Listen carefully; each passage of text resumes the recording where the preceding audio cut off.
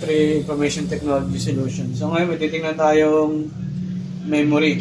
Pwede natin ilagay sa CCTV o kahit sa dashcam. Tingnan natin kasi medyo mataas tong ginawa natin.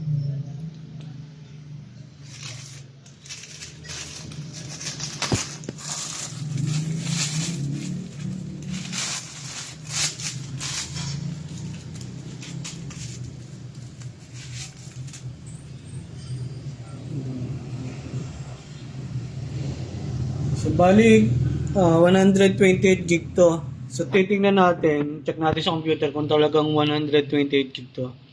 So, yung brand niya, SanDisk Ultra. Micro SDX. So, yan. Take better picture and full HD video. So, titingnan natin yung wala naman dito. Buksan natin.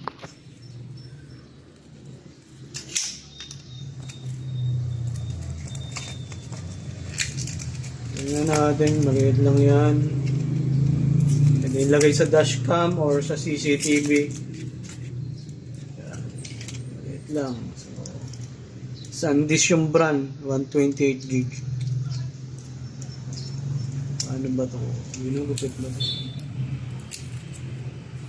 Siguro sa'yo. Kung papalpitate ka, no? Kape pa mo.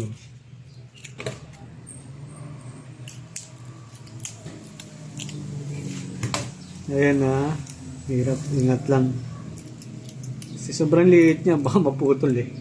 Dahil meron silang bukasan na ganun eh.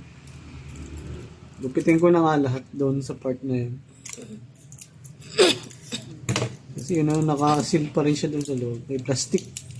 Hindi makita yung pag-open. Yan. Oops. Kita nyo, 128 gig. Check natin yun sa computer kung 128 gig. So, paano natin ma-check yan? Kailangan may reader. SanDisk o micro SD reader. So, dalawa yung posible natin gamitin. Ito yung traditional. So, normally, sa laptop to ginagamit. Pinapasok ko sa medyo ilalim ng laptop. So, dito mapapasok yung micro SD, yung SD card. So, ngayon may bago na sila. Mas pinadali na. So, meron siyang micro SD USB 2.0. Yan.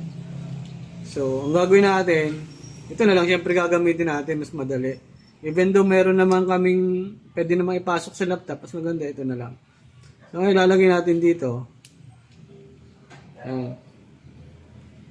So, naipasok na natin dito. So, check na lang natin kung tama ba talaga yung 128 gig. So, yun, na-read niya. So, paano ba i-check? Kasi makita nyo, empty yung laman. So, right-click dito sa disk na to. So, properties. So, dito natin makikita sa properties. Yan. So, makita nyo dito, dito yung buong pie. So, free space, 119 gig. So, mapasin nyo, 119 gig, supposed to be 1, siya, no?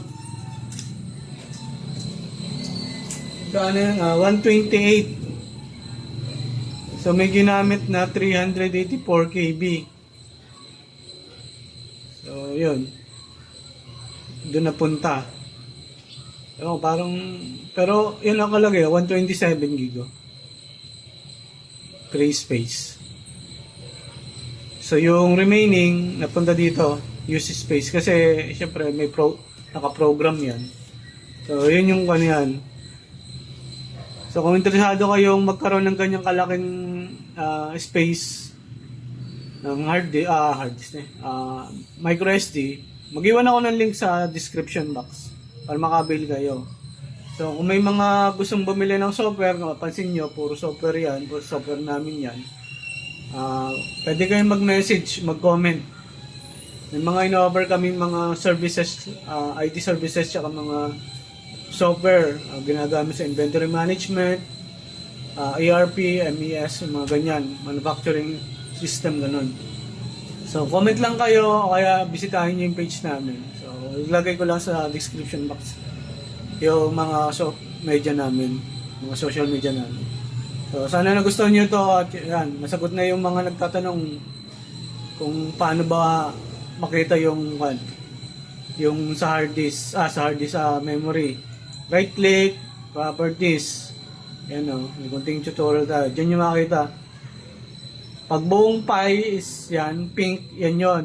Ito yung legend yan, yung use space, magkakaroon yan. So, konti lang yung nagamit kaya hindi masyadong nag-reflect dito.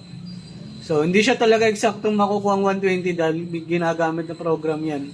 Ganun po yan. So, salamat po sa inyo and stay safe.